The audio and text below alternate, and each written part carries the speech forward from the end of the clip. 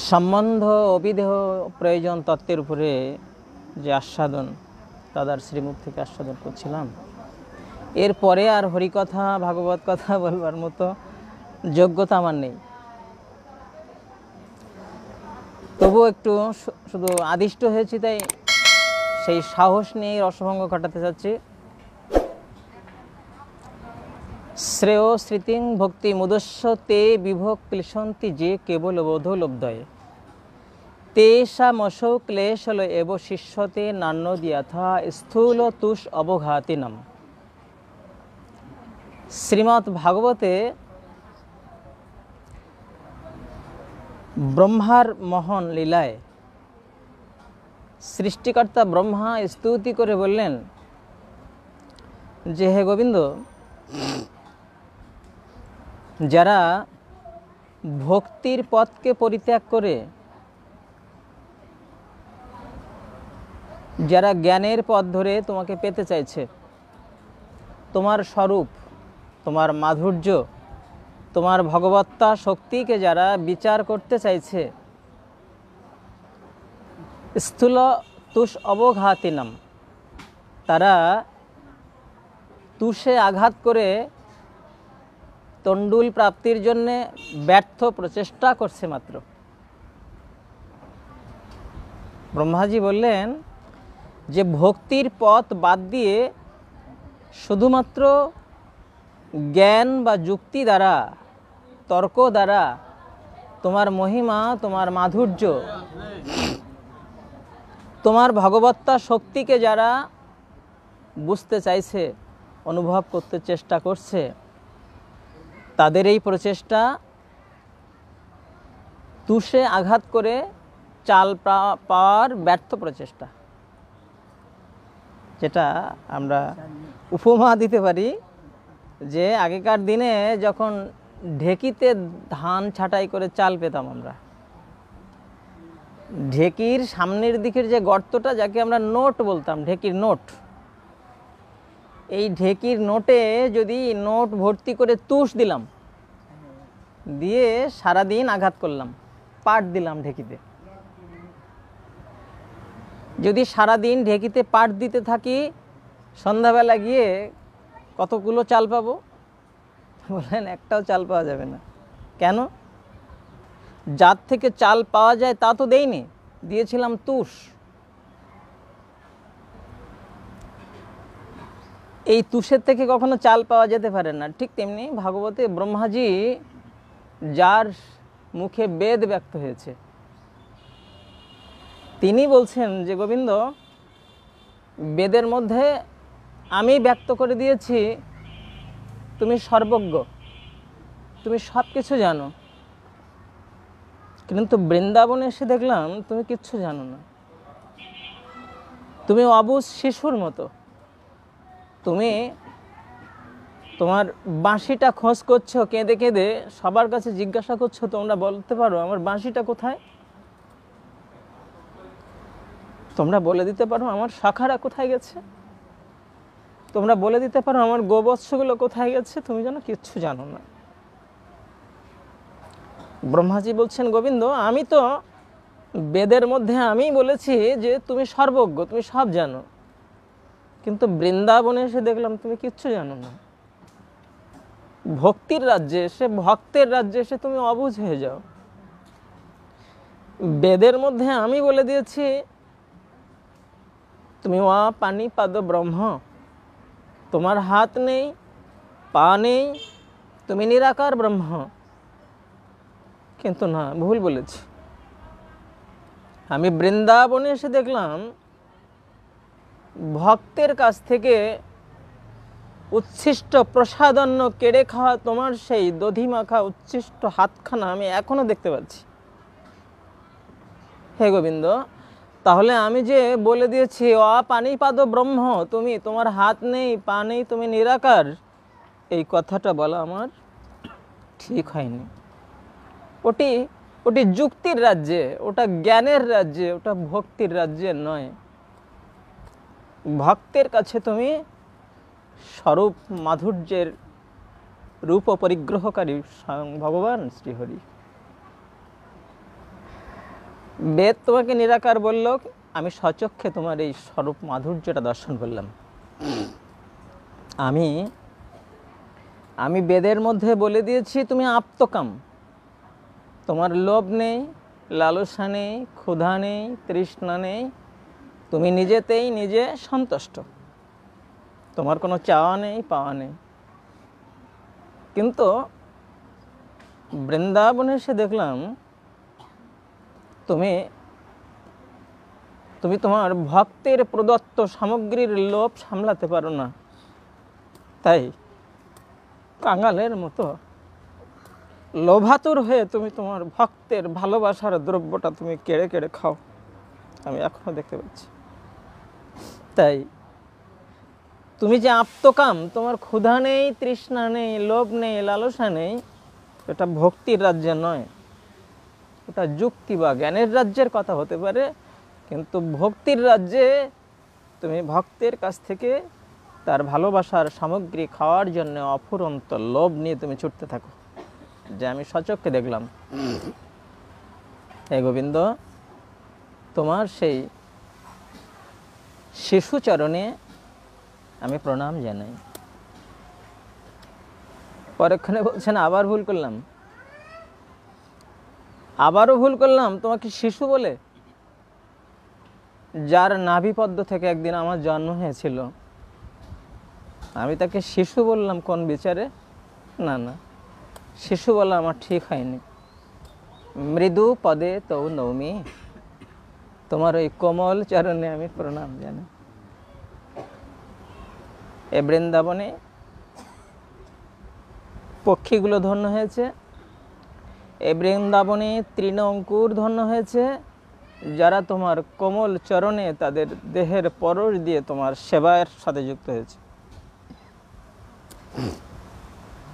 বললেন যে আমাকে তুমি কোনো জন্মে এই বৃন্দাবনের তৃণকুলে জন্ম দিও, আমি যেন পথের পাশে তৃণ হয়ে পড়ে থেকে তোমার ভক্তের চরণের ধুলি বাতাসে উড়াবে, আমি যেন তা মাথায় করে নিয়ে কোনো জন্মে যদি ভক্ত হতে পারি, ভক্তির পথের প্রতীক হতে পারি, তবেই আমার সার্থকতা। ব্রহ্মাজি অভিলাষ করলেন গোবিন্দ চরণে। এই ভক্তির কথাই শুনছিলাম, যে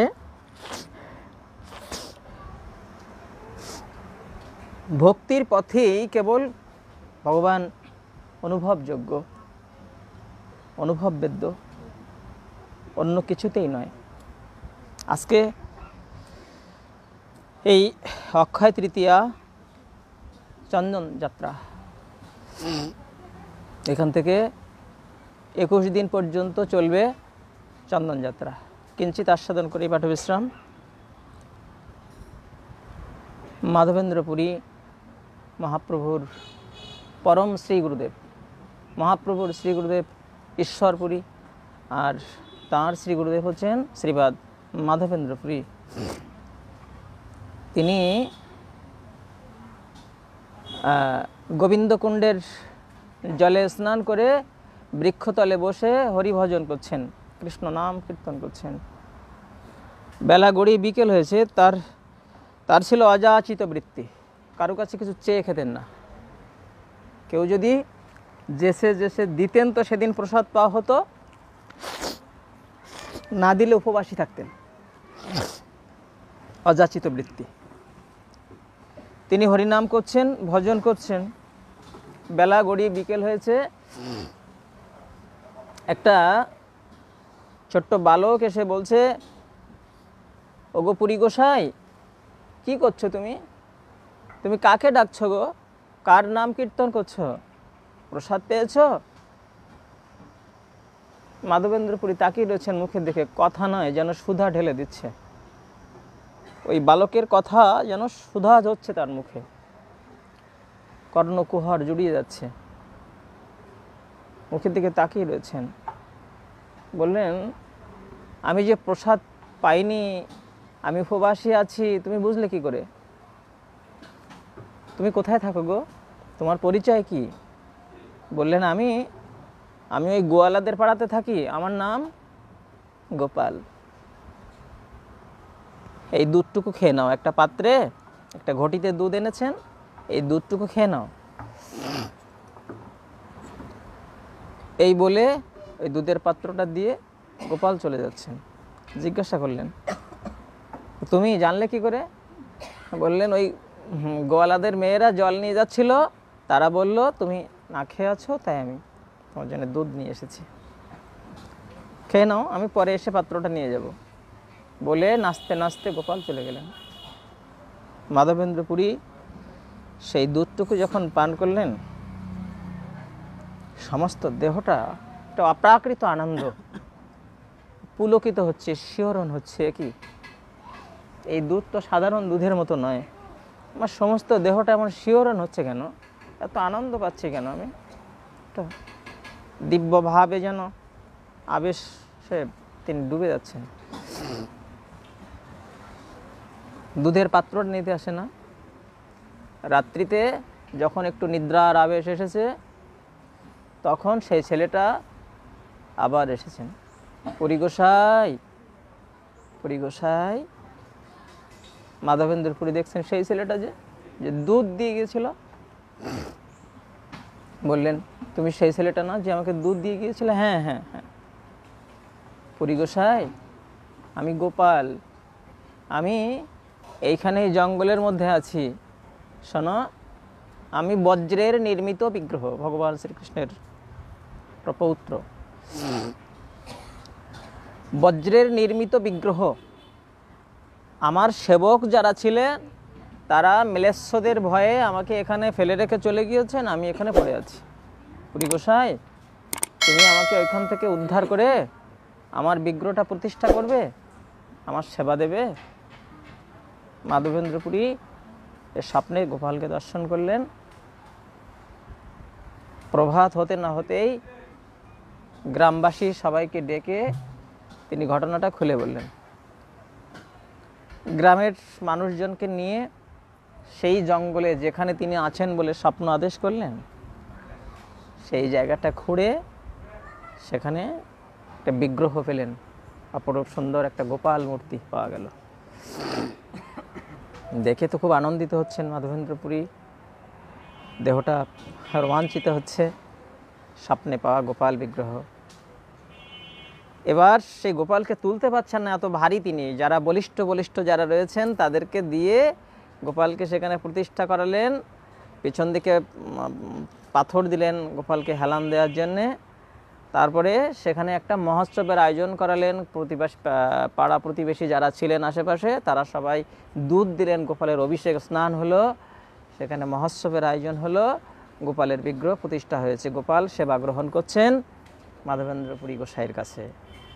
একদিন আবার স্বপ্ন আদেশ করছেন, আবার স্বপ্নে দেখা দিলেন, দিয়ে বলছেন, পুরী গোসাই শোনো, অনেক দিন ওই জঙ্গলের মধ্যে পড়েছিলাম, রোদ বৃষ্টি আমার উপর দিয়ে চলে গিয়েছে, আমার গায়ে না খুব দাও হচ্ছে গো, আমার খুব গরম লাগছে, তুমি আমাকে একটু চন্দন সেবা দেবে? আমার সমস্ত অঙ্গে চন্দন লেপন করে দিতে হবে, কর্পূর আর চন্দন দিলে যদি আমার অঙ্গটা ঠান্ডা হয়। মাধবেন্দ্র পুরী আদিষ্ট হয়েছেন আবার গোপাল কর্তৃক যে চন্দন সেবা দিতে হবে, অনেক চন্দন লাগবে। তো কোথা থেকে আনবেন? মলয় পর্বতে যেতে হবে চন্দন আনতে, উত্তরপ্রদেশ। মাধবেন্দ্র পুরী গোপাল আদেশ করেছেন, তাই দৃঢ় সংকল্প নিয়ে তিনি বৃদ্ধ বয়সে রওনা দিয়েছেন। হ্যাঁ, আমি যে করেই হোক গোপালের সেবার ব্যবস্থা করব। যেতে যেতে তিনি শান্তিপুর হয়ে অদ্বৈত ঠাকুরকে কৃপাদান করলেন। তারপরে রেমুনাতে ক্ষীরচোরা গোপীনাথের মন্দিরের কথা তিনি শুনেছিলেন আগে, যে গোপীনাথের মন্দিরের কথা শুনেছেন, তখন ক্ষীরচোরা নাম হয়নি, শুধু গোপীনাথ। এই গোপীনাথের মন্দিরে 12খানা করে মাটির পাত্রে ক্ষীর সেবা দেওয়া হতো গোপীনাথকে। মাধবেন্দ্র পুরী শুনেছেন যে গোপীনাথের সেবায় খুব সুন্দর ক্ষীর দেওয়া হয়, তাই গোপীনাথকে প্রণাম করতে গিয়েছেন মন্দিরে, গিয়ে মনে মনে একটু স্বাদ করেছেন গোপীনাথকে কেমন ক্ষীর সেবা দেওয়া হয়, যদি আমি একটু জানতে পারতাম তাহলে আমার গোপালকে আমি ঠিক ওই রকম ক্ষীর তৈরি করে সেবা দিতাম। একটু মনে স্বাদ জেগেছে।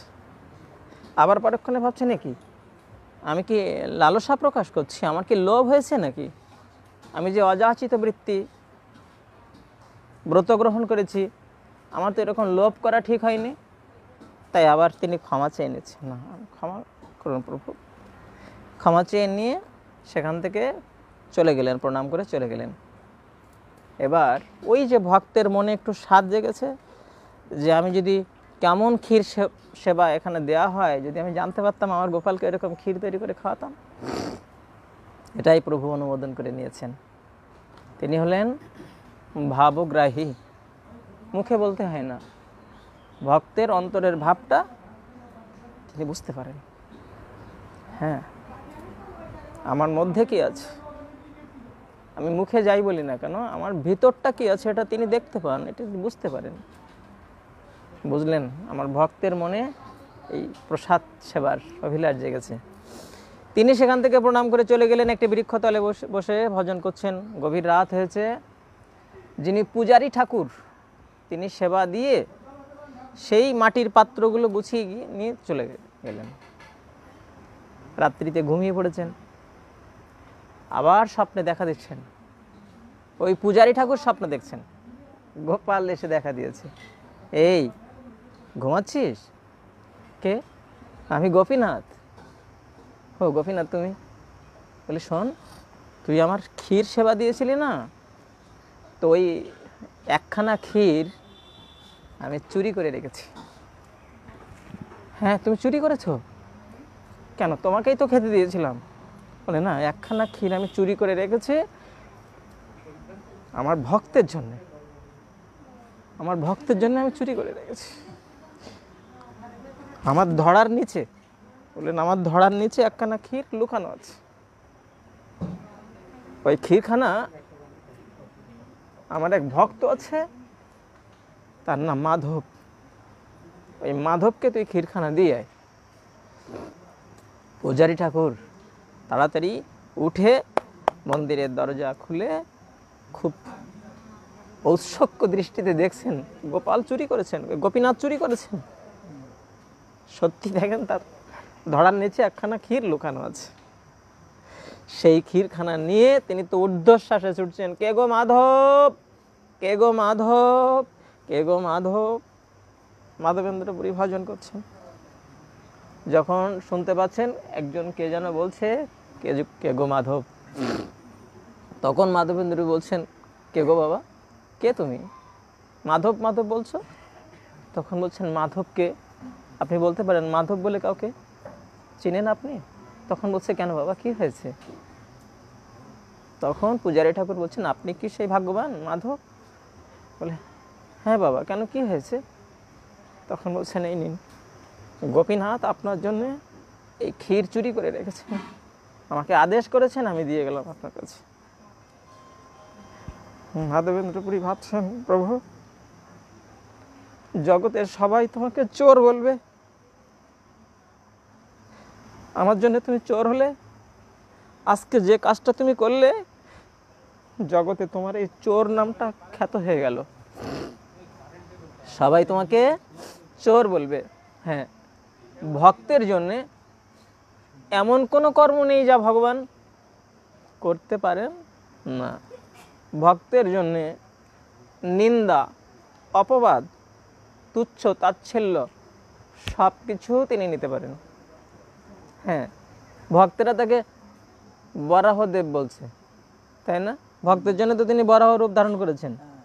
একজন সাধুকে যদি কেউ কেউ বরাহ ঠাকুর বলে, তাহলে সাধুর রাগ হবে নিশ্চয়ই।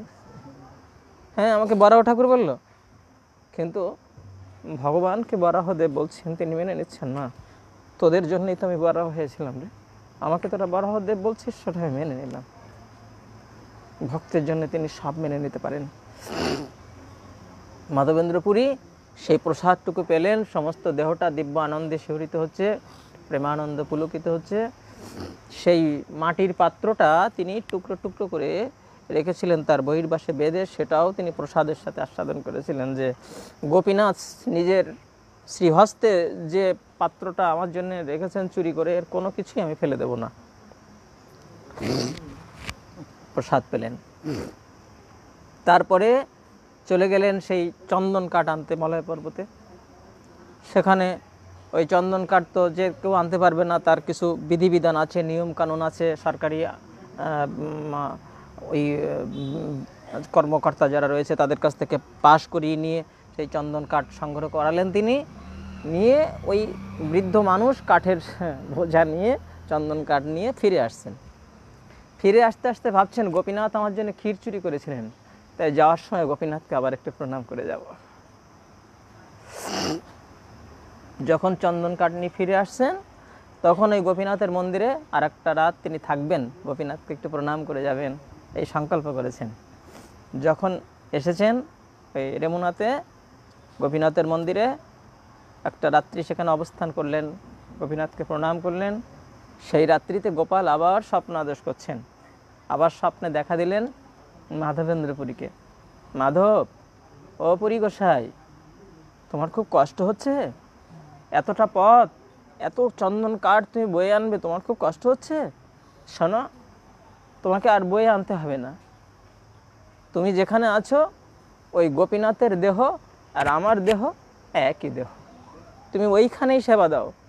ওই কর্পূর আর চন্দন দিয়ে গোপীনাথের অঙ্গে সেবা দাও, দিলে আমি সেবা পেয়ে যাব।